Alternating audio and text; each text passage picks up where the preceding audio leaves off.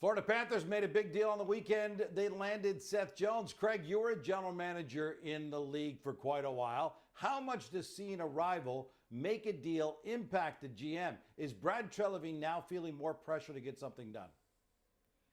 Absolutely he is. Brad's a big-time competitor, and you don't operate in a vacuum. You don't operate with blinders on. You're watching what other teams are doing to strengthen their club, and then you're trying to do exactly the same thing. Now you have an understanding of what you have to do to try to compete. And this isn't just with other teams. It's with a team right in your division. You're trying to finish in first spot, which is a real advantage to whoever does that in the Atlantic. But Brad Treliving is looking at his team. He knows he's got a good team. He knows he's got good players. And he just watched the reigning Stanley Cup champions make a significant addition to their team. Yeah, Brad is wired to compete. He wants to put his team in the best position to win. So there's lots of pressure on him. And I don't have to tell him that. He's feeling it himself.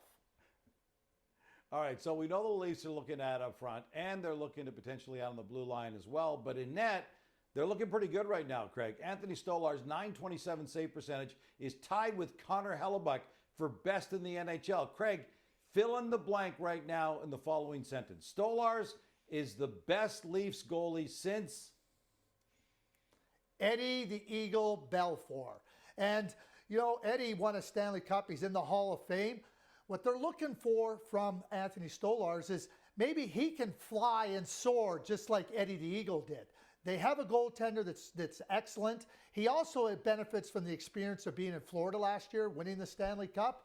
So this is the best they've had since Eddie Belfour. And it's really significant to know that you have a goaltender that can backstop you in a big, significant way. All right, give me a view now from 10,000 feet. How would you compare this current Toronto Maple Leafs team with what you think they can do in the postseason versus what we've seen in the postseason from this Toronto Maple Leafs team in the Auston Matthews era?